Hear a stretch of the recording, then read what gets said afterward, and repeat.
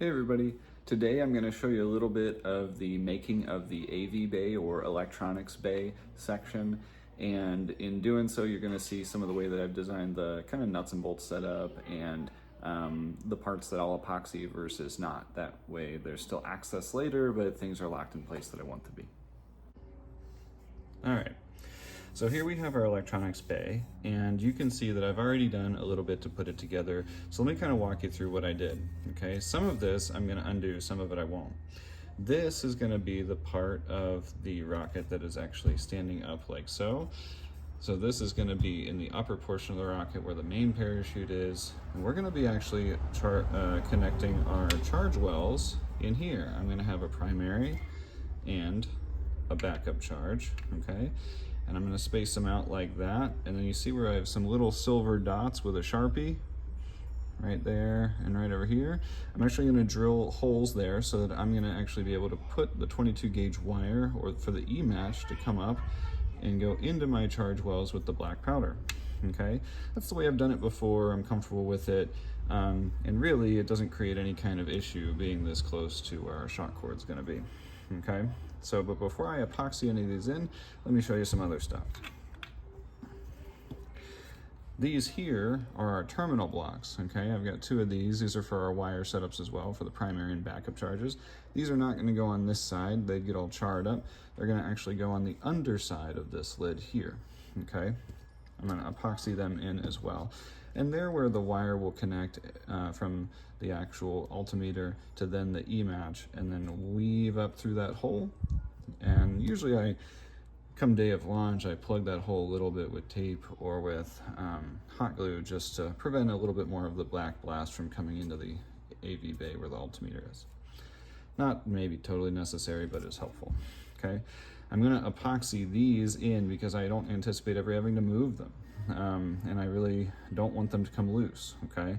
And so that it doesn't fray or mess up any of my shock cord, I'll probably put a little bit on the top here so the sharper edges don't grab anything. Now, over here, let's take this thing apart. I'll show you kind of what I did. This is a side I anticipate using to often take things apart. So I've got a couple wing nuts. I've got some split washers underneath, okay? And then under there I have a normal washer, okay? So, let's take these off.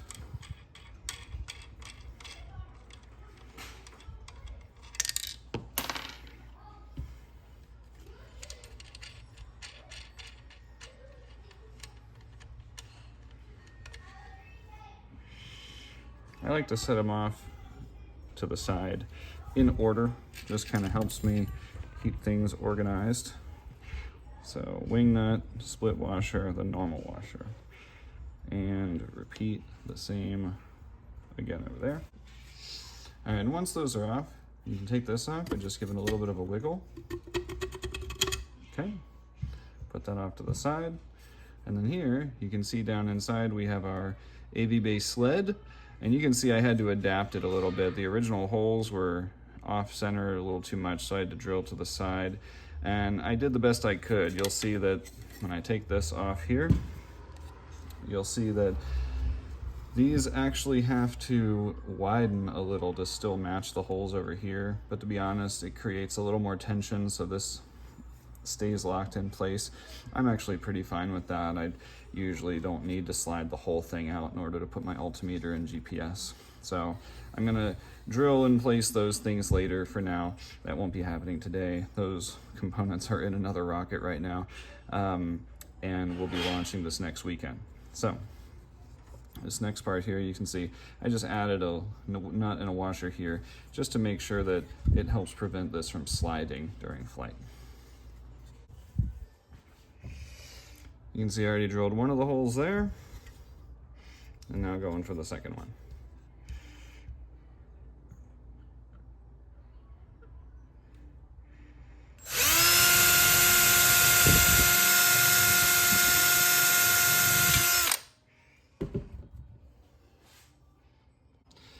Next thing we're going to do is we're going to drill some vent holes inside this switch band just to allow for pressure change in the altimeter to work.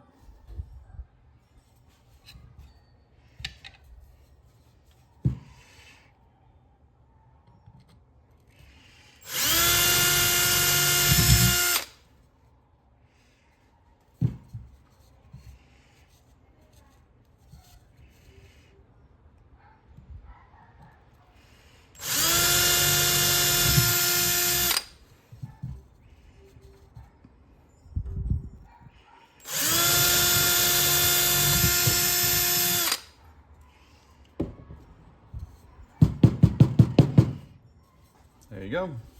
Evenly spaced and right in the middle.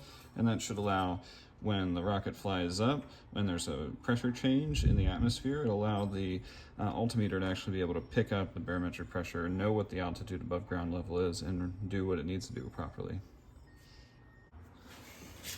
All right, let's get into some epoxy work.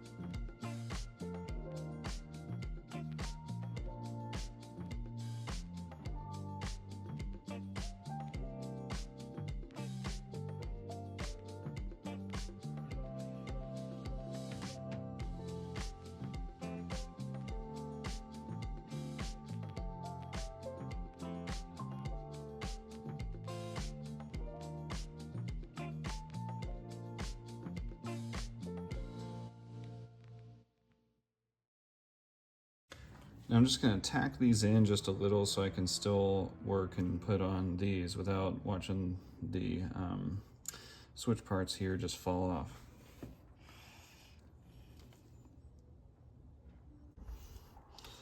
Alright, so you can see here what I've done is just to secure these here, I put a little rubber band around, but these are being epoxied in, glued right there. The altimeter is going to go over here and wire into these. And then these are going to have the E-matches stick on them and go up further through these holes. Now I'm putting the charge wells on, okay? And you can see I put some epoxy on the bottom there, and now I'm putting it over where it needs to go here.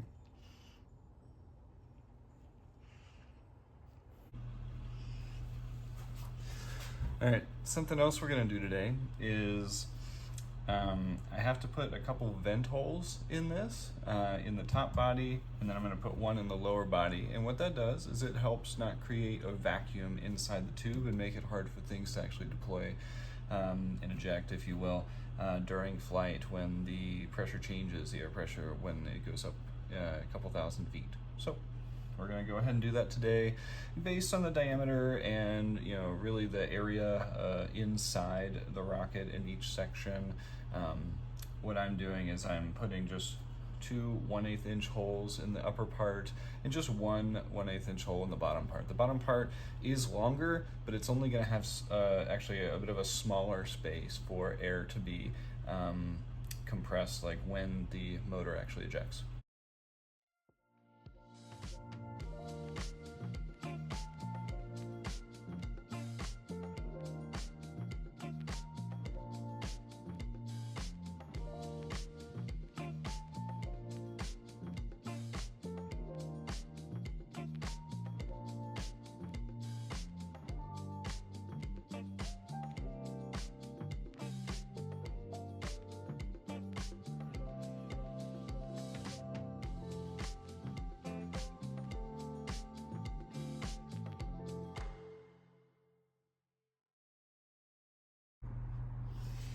So now we're going to put it all back together.